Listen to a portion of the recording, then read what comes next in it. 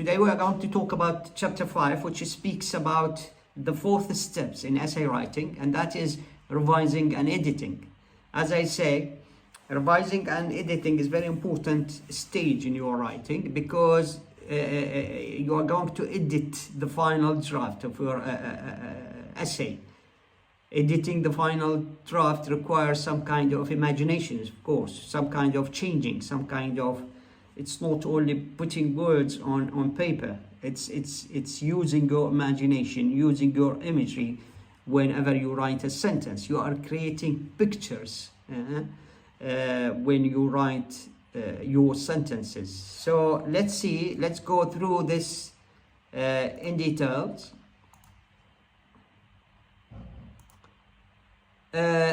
Revising and editing. Let's start with the revising first. Strategies for revising writing. First, we have a group of strategies we are using in order to revise. Let's first of all focus on revising, and then we move to the phase of editing. Revising, there are a few strategies you are using in order to revise your writing. The first one is use parallelism, and we will know what parallelism is. And we have also a second one, consistent point of view. Use consistent point of view. And the third strategy is using specific words. And the fourth one is use active verbs, not passive voice, active verbs or active voice.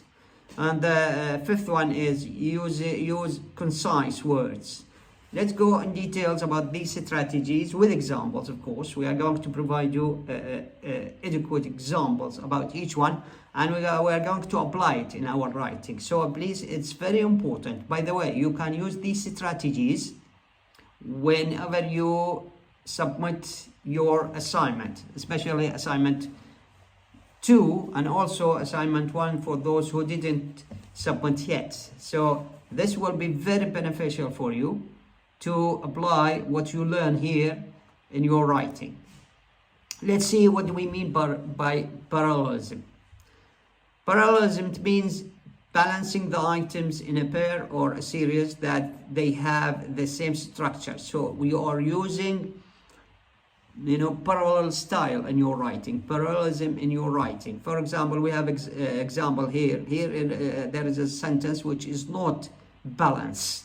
There is no parallelism in this sentence. Let's see what's wrong with this sentence. For example, his job includes checking boxes, initiating order, and to call the suppliers. This one marked in a blue color, to call. It's not following the same rhythm of the previous ones. You feel that there is some kind of some kind of cut in the sentence. It is not rhythmical sentence. That's why it is not balanced sentence. There is no parallelism in this sentence. So in order to correct it, we change to call and we use ing in order to come along with the previous ones. It becomes his job includes checking boxes, initiating orders, and calling the suppliers. That is the meaning of parallelism. So once you choose to use certain structure in your sentence, continue with that structure. Don't cut it until you finish that sentence. That is the meaning of parallelism. And we have many examples, of course, of this kind. So this is what we call it, parallelism in the structure. Because sentences is not only words on paper, as I said. Sentences are, musical parts. When you write it or when you read it, you feel that there is music in your ear. You hear music, actually. So once that music is not does not move smoothly, there is something wrong, of course, in writing. So depend on your senses whenever you read a sentence or whenever you write a sentence. Senses are very important, to make your sentences very smooth and very, very musical.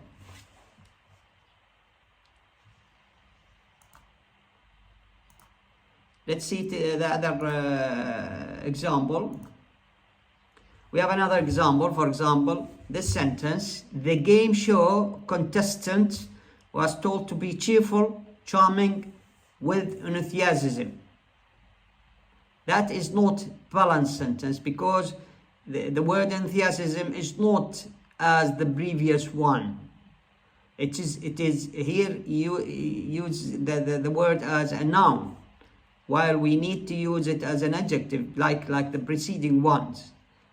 So we change this sentence into more musical one by changing enthusiasm into enthusiastic. So it becomes: the game show contestant was told to be cheerful, charming, and enthusiastic. All these three words are adjectives, so we have to use the same structures. It is not very good idea to change the structure because that might create some kind of weird,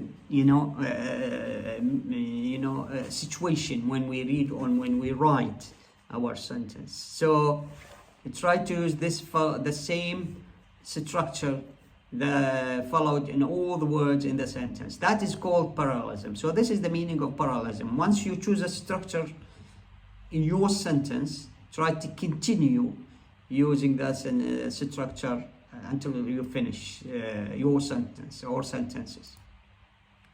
This is the first time. We come to the second one, the second strategy, and that is consistent point of view. Let's see what we mean by consistent point of view. This is in relation to verb. First of all, do not shift verb tenses unnecessarily. If you begin using the present tense, do not shift it suddenly to the past or to the present perfect. Once you choose to use certain tense in your sentence, continue using that tense. Never make this kind of abrupt changing or abrupt shifting from one tense to other, because this creates some kind of strange thing for the writer and for the reader as well. So this is the idea of consistent. There must be consistency in your sentences in terms of using verbs. For example, here we have example: the teacher explains. Look to this, the verb is in the present tense. The equation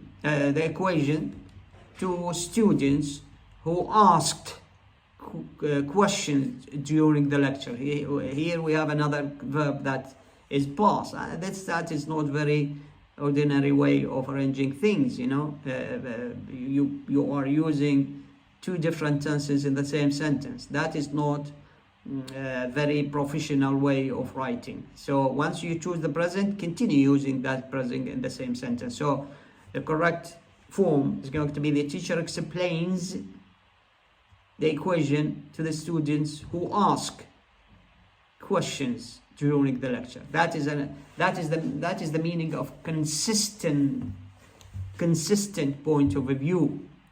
There is consistency in using verbs in the same sentence.